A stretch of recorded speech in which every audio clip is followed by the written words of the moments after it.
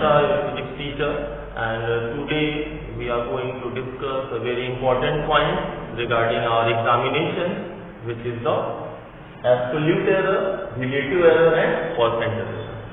Students, in this video we will discuss about the mathematical error, how you can analyze and find the mathematical error using the calculation technique.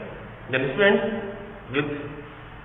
before starting this problem, before starting this discussion, I am going to start with an example. I will take an example, and with that example we will able to understand the absolute error, relative error and percent error. Students, suppose that you are going to measure the length of this duster. Suppose you are going to measure the length of this duster, and there are 5 students. First student measures the length of this duster is 6.5 cm. Another student number 2, measures the length 6.6 cm. Third one measures the length of this duster 6.5 cm. Fourth one, L4, measures the length of this duster 6.4 cm, and last student, 5th student, measures the length of this duster, and that is the 6.6 cm. Students, now there is a confusion that which observation is correct. Which observation should be considered as a true value or correct value. In such cases, when the values are in variations, there is a difference in the values, there is a need to take average.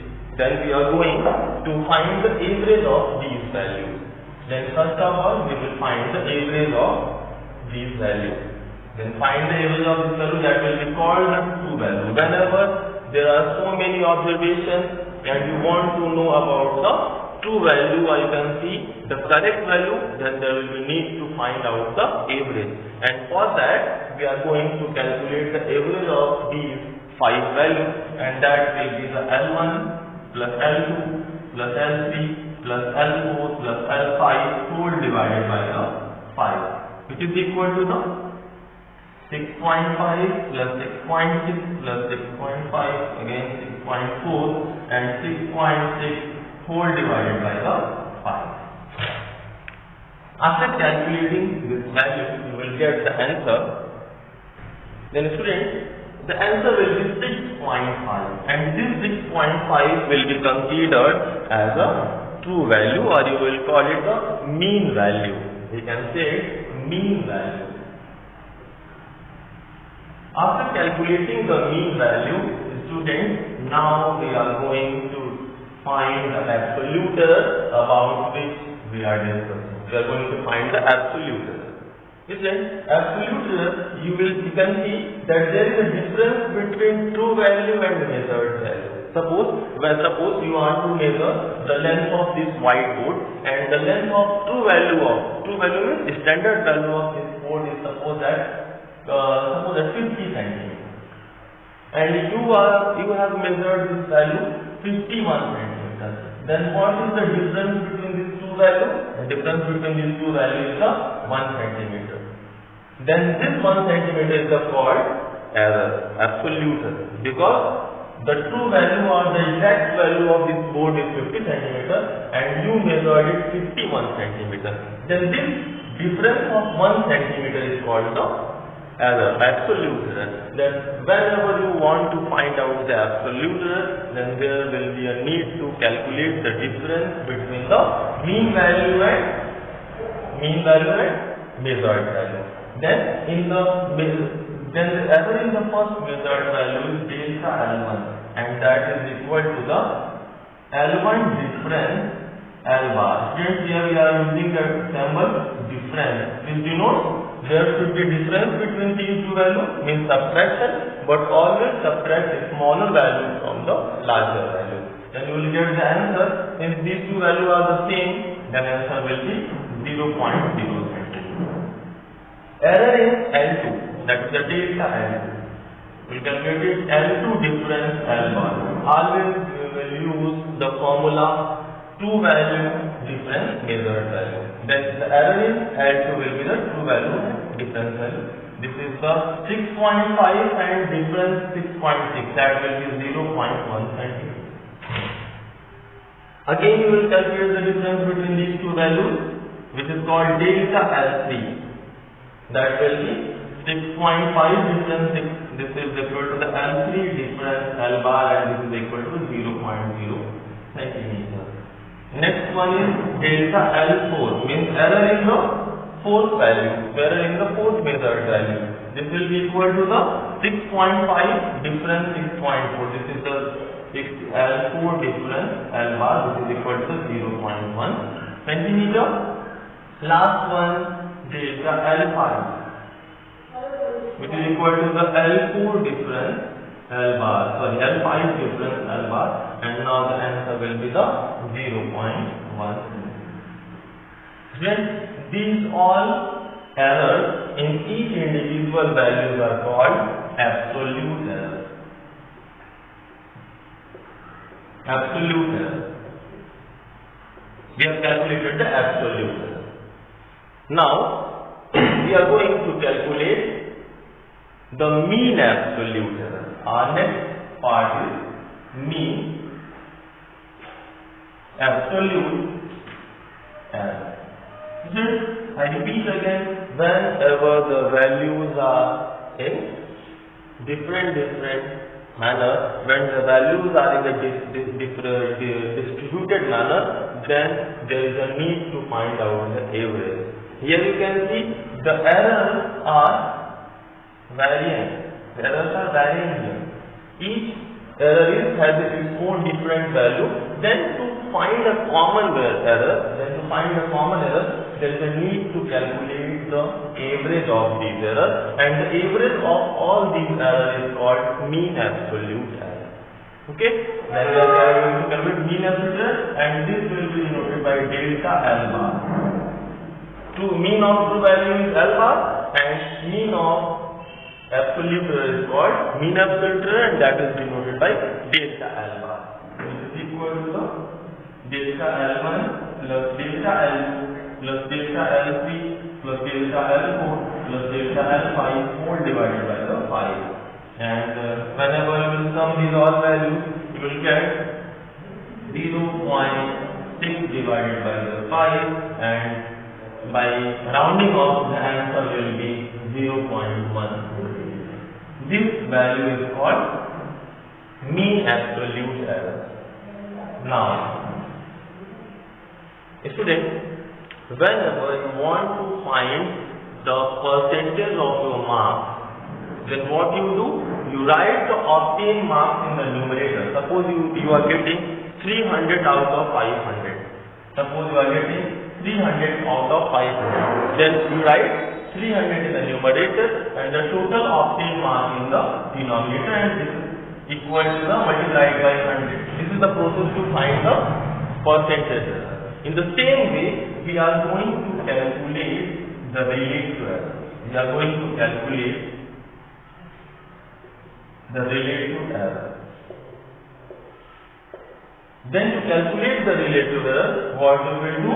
First of all, write the true value. True value is L bar in the new denominator, and the mean absolute error means delta L bar in the numerator. This is the method to find relative error. I repeat again, this is just like the method or the process of finding the percentage of your marks. In the same way, you will write the true value in the denominator and the mean absolute error in the numerator, and this will call the relative error. And when you multiply this by 100, then this is called the percentage error. When you multiply this by the 100, suppose you are writing delta L bar by L bar multiplied by the 100, this is called percentage error. So then, this is all about this 3 points: absolute error, relative error, and percentage error. Now, we will try to understand these topics using an example. Students, the problem is in measurement of time period of a simple pendulum, the observed values are T1 is equal to 3 seconds, T2 is equal to 4 seconds, T3 is equal to 3 seconds, T4 is equal to 5 seconds, and T5 is equal to 4 seconds. Find absolute error and percent error. Students, here I'm giving a problem, and the problem is that we are calculating the time period of sample pendulum, and in calculation of the time period of sample pendulum or measurement of the time period of sample pendulum, we use a stopwatch, and whenever you are using the stopwatch, then you are obtaining that in different times, when we are again and again repeating the observation, we are taking the observation again and again, then what we find? We find that the time period in the first observation is 3 seconds, in second is the 4 seconds, in the third is 3 seconds, again in the fourth is 5 seconds, and last one is 4 seconds. The question is find absolute error and percentage error. Then students, first of all, we will find mean value. Mean value can be calculated by, if you can add the C bar, that is equal to T1 plus T2 plus T3, when I also write with T, doesn't matter. T1 plus T2 plus T3 plus T4 plus T5 whole divided by the 5. That is equal to the 3 plus 4 plus 3 plus 5 plus 4 whole divided by the 5. The answer is 4 plus 3, 7 plus 3, 10 plus 5, 15 plus 4, 90. Okay, now divide it by the 5. What the answer will get? We will get 5 3s are 15 and 5 8s are 40, which will be approximately, by rounding off we can write it the 4. This is approximately to the 4 second. This is the true value. Now you are going to calculate the absolute. Now in the second process we will calculate absolute error. In the process of calculating absolute error, we will find the error in T1. Error in T1. How? You will take the difference of T1 and T. Means take the difference of true value with each measured value, which is equal to the 1 second. Delta T2, absolute error in T2, that is 0 second. T2 difference T, that is the 0 second. Delta T3, that is the T3 difference T, which is equal to the again 1 second. Delta T4, which is equal to the 4 difference 5, means T4 difference T, which is equal to the 1 second. And last one, delta T5, which is equal to the T5 difference T, which is equal to the 0 second. Yes. This is the absolute error.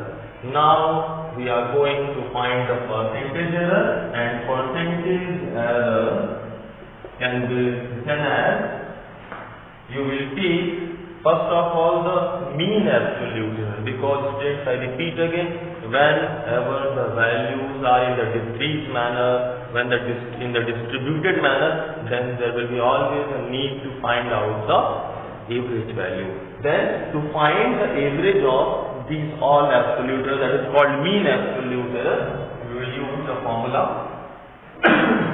We can write the mean absolute error, which is equal to the delta T bar and 1 plus 0 plus 1 plus 1 plus 0 whole divided by 1, 2, 3, 4, 5. 5 is equal to 0.6, and by rounding off you will write it as 0.1 second. Okay. Next, students, we will find the mean absolute error. You can write 0.6 second also for better accuracy. You can use 0.6. Then here we are writing here delta T bar. Delta T bar is equal to the 0.6 second. Now find the percentage error. Percentage error is equal to delta T bar divided by T multiplied by the 100. As I said, that in denominator there will be the true value, in numerator there will be the mean absolute error, and multiplied by the 100. This will be equal to the 0.6 whole divided by the 4 multiplied by the 100. This will be equal to 60 by 4, and the answer will be 15%. Then students, this is the method to find out the absolute error, percentage error, and the relative error. In our next discussion, we will find out the errors in addition, subtraction, multiplication, and division. Okay, and thank you for watching, students. In our next class, we will discuss our new topic. Thank you so much.